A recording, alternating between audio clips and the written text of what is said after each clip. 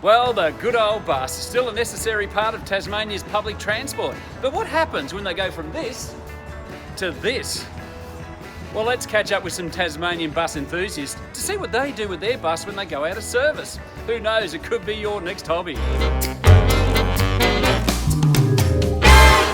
So we've got a bit of background support here, Neil. You're from the Tasmanian Bus and Coach Society. This is a real niche market, isn't it? Well, what it is we saw the need to preserve Tasmanian public transport. That is to get it out and show people what it's all about. A lot of these old vehicles and such about, and that's why we've been fortunate enough to get these vehicles preserved and restored. That's great, isn't it? And get help with other people that come along and support us. And we've got a great display here today. How originally did you get involved in buses? Oh, I just had a love of buses since I was a kid. I've been driving buses for 35 years. Well, just catching them and... just catching them, basically. I don't know, just somehow liked them, and as soon as I was old enough to drive them, I'm driving them. Okay, so this first one that we're talking about, it's got a bit of history, the Volvo up the back there. The Volvo over there, it's built 40 years ago, it's 1978. Yep. It was actually... A lot of chrome spent on it. its whole life on in the northwest coast of Tasmania. Yeah, right. It was originally bought by Tommy Smith back in 1978 up at South Rona. Reminds me of an old Rockstars bus, that's what it does. You know those American buses, they have all the chrome on the side? Well, look at Priscilla of the Desert. Yeah, well, that's right, That was another perfect example. Yeah, maybe Priscilla's in the back of there, you never know. And then from there it went to Medwin's at Smithton. Yep. And then when Lawrence Medwin wasn't good health, he sold his business to Wells Wagons. Yep. And they've kept it until 2 years ago. And what you find these days is a lot of those old classic buses do get converted into motorhomes, don't they? Yes, that's a bit depressing with us. I mean, it's good that they're being preserved because a lot of them, they change the structural integrity of it. And they're not going to be, you can't really use them for transport passengers anymore. No, that's right. Getting too old. Yeah, which is a shame, isn't it? You know? Now, what about the Warragul one here behind us? Charles one here. This one here was actually originally bought by Don Hazel. Yep. From Hazel Brothers in Hobart. Yep. Back in 1989, and when Metro bought them out in 1999, it came to Metro for 10 years. Yes. And then in 2010, it was up for auction. Yeah. And a gentleman by the name of Matt Partridge, who owns Warragul Charters in Wollongong, he decided to buy it sight unseen on what we talked about to him on the internet. Yep. And I drove through to Devonport for him, and he picked it up from Melbourne and had it for 7 years. And he always said to us, because I organise an enthusiast tour each year, where we attract visitors from all around Tasmania. We're doing one in 2 weeks. We've got 30 mainlanders coming over from as far as West Australia. Oh, that's great. Oh, fantastic. To tour the state. Oh, that's great. And he always said, whenever he's finished with it, he'll donate it back to the society, which he did last year. I've got to ask this question, right? I love my cars and I love motorcycles and stuff like that, but I really struggle on where to house them when I'm doing them up. Where the hell do you put a bus? This is the trouble we've got. We've been fighting with the government for 3 years to try and get just a small shed to be able to put them in. Yeah, well, that's you very need to put them undercover. Because even like this, they need to be undercover. Yeah, that's right. Because outside in the elements are just going to deteriorate. That's where we're experiencing at the moment. And we're all about taking it to the public. Because let's face it, no one ever thinks about buses until they need one. Exactly. And I mean, we go and if they're all going to be just rotting away in backyards... And we go back 5 years ago in Hobart, when the Clippers came down and joined us, those old ones on the end. Yep. Because they have got character, haven't they? They attracted about 8,000 people just coming down in a matter of 4 or 5 hours looking over them. And they love nothing better than go for a drive in one. It brings their memories. Yeah, of course it does. Childhood memories it brings back. Well, I only said to someone earlier on, I said, I remember catching a bus just like this one. Yes. I got kicked off it a few times, but I absolutely loved it. I really did. Thanks for joining us today. Thank you very much. So we've got another bus lover here. Tyson, how are you today? I'm very well, mate. How are yourself? Oh, good, mate. And you love buses, and this is yours behind us. It is. It's one of our main tour coaches. I spend a fair bit of time in. Yeah, right. Okay, so it's still active, this bus. It is indeed. Awesome. Yeah. So you enjoy doing the bus? Love it. Yeah. Wake up every day to go to work for work. We all need the money, but for the love of it as well as the money. So yeah. So I'm with Adrian and Pam here in a fine example of an old-fashioned bus. Now, I've got to admit, I don't know anything about these buses, so you better tell us all about it. What are we in? We're in a 1952 Ansair flexible Clipper. Yeah. Australian built, but built under licence from American Design Flexible, which is the coach next to us. Yeah, right. I always thought a Clipper was a boat. I'd like to see this thing try and float. What do you think of it? Oh, I love it now. Yeah? It's on the road. Didn't think it was going to happen. So let's get to the power plant. What's it powered by? A Detroit 6V53. Oh, doesn't that sound awesome? That's It does sound awesome. Yeah. And 16 horsepower, it's about twice oh, wow. power. You should take it out the drags. So what sort of speed does it do on the road? Oh, it does 100 easily. Does it really? Well, there you go. That's awesome. Well, thanks for showing us around your bus/motorhome, and hope you get years of enjoyment out of it. Thanks very much. Thank no you. problem at all. So we've got Peter here with a beautiful bus. What are we sitting in right now, Peter?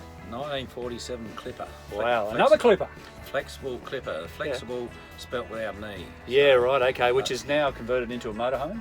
Correct, that's right. So what's the donk in this one? This has got a 3 to 8 V8 Cat.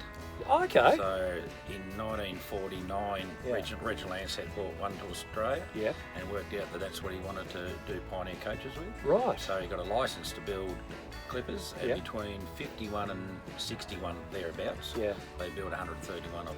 Okay. This came out from America about 7 years ago. Yeah, right. Is this the reason we've got all this sort of stuff written on the sides of it? Route 66. Yeah. Las Vegas millionaire owned this one. Wow. And 32 years ago, he converted it to a motor. Yeah, okay. So touring around Australia in a millionaire's office, so to speak. Would have been back in those days. But, do you feel like a rock star? Sitting in this bus? When my wife's with me, I do. Yeah. Well, I feel like I'm in like Bon Jovi or Poison in a rock star's just about to go on tour. That's how I feel on here. Maybe a few years ago, but every Easter we get all together, and there was 16 of us there at Adelaide. One of those belonged to ACDC. Actually. Oh, wow. So now you get together like-minded people that are into these buses and they do tours and stuff like on your own tours as you go around Australia or whatever. We have 5 or 6 here in Tassie. That's great, isn't it? And there's a couple still in throws being built. But so it is a healthy hobby. People are really interested in this. Well, it's healthy because you have to work a bit harder and do a bit more to try to get a few dollars to buy some fuel for it. Yeah, I know what you mean. But everybody's got their poison, haven't they? Yeah, they do. Lynn, what do you think of it? Do you like it?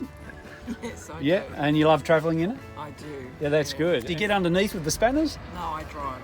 You drive it? So that's the question I was going to ask. You have to have a special licence to be able to drive one of these, don't it's you? Over 7 tonnes, so you need a light truck. Okay, yeah. Expensive to get a licence? No, not really. Just the gearbox on my old truck that I got Lynn to do a licence. Yeah. I had to replace the gearbox. I love it. And is it easy to get the licence? No, it's harder than a car licence. Yeah, right, okay. But, yeah, it wasn't hard for her. She's very talented, so... Yeah, cool. Most people like me would struggle. You'll get on, mate, yeah. At least you'll get tea on the table tonight. Well, thanks for joining us today. And have fun with your bus. Always do. Might see you on the road on the next tour. Now, without a doubt, this guy is a definite enthusiast. He's a good friend of mine. Ben, how are you today? Yeah, good, mate. Right, now what's your fascination with buses and how did it all start for you? Back in the early 80s, I came off the ocean. I was a merchant Navy man. And, I was going, what am I going to do with myself now? Yeah. So anyway, I got a job at a college up in Nambour. They had a couple of school buses there. I go, I could make myself a career out of this, which I did. Yeah, so started driving the buses? Yes. School bus? It was a school bus, yeah. And then worked myself up to drive for Clary Skinners, which is in up between. It was based in Brisbane. Yeah. Between Noosa in Brisbane and Toowoomba. Moved to Toowoomba, got a job at McCafferty's. Did circle work, which is the city runs. But what was it that sort of grabbed you? Was it the physical size of the bus? Was it the engine? Or was it the fact that you're talking with people as they come in and say, "G'day, how you going? Welcome aboard," and where are you going, and finding out their stories? Is that what it was? I was a mechanic on the ship, so I was mechanically minded and different engines and all that. This 692 two-stroke GM. Awesome. There you go, two-stroke, Yeah. 6-speed Spicer, which is a crash box. So what year did you say this was? 1986. 1986. Yes. Now you've actually just taken it out of service as being from a tour bus and everything, isn't it? It's been retired now. So, You're thinking about converting it into a motorhome. Well, maybe later on down the track.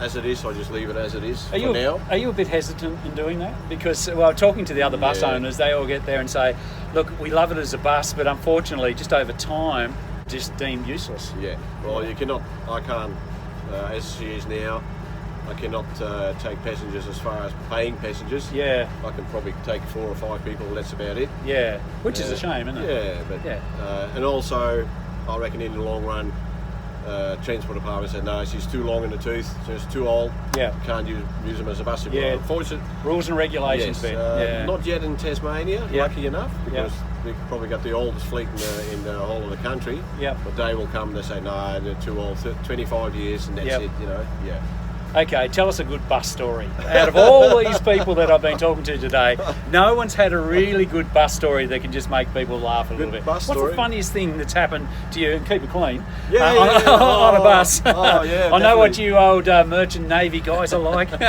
especially from where you're from. There's a bit of a thing about the Dutch, isn't there? Yeah. We don't even go there. Well, no, we won't. So what's a good story you can tell us about a bus? Right, okay. We're doing the Brisbane to Melbourne run. Yep. For a big company up in Queensland. Yeah.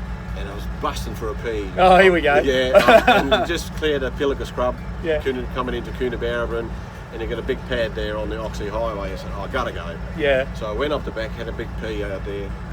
Anyway, I hopped back in. This is about 2 o'clock in the morning, mind you. Yeah. 2 a.m. And shut the door, drove off. Yeah. Got to Parks for breakfast, changed drivers there. Got a phone call from operations in Toowoomba. Said, you left a bloke behind in Coonabarabran. I said, oh, how'd they do that? He said, well, you went for a pee out there and so did he in the bush. And he, Oh, no! I just drove off without him. That's an absolute classic. 86 Denning Lancia, built in Acacia Ridge, Brisbane. Lancia Street, that was actually the factory. So for years, they said, well, we want a new name for our new coach. And they came up with Lancia, which was actually the street that the factory was in.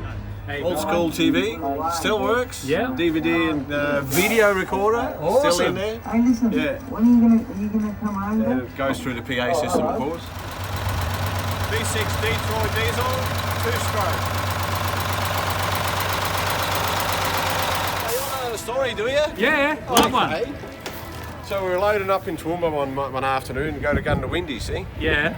Anyway, I'm walking back inside, tell the girls we're all loaded, shut the bin door, and next thing, bang, bang, bang, bang, bang, on the bin door, and open it up, there's a girl in there. See? Oh, no. I said, what are you doing in there?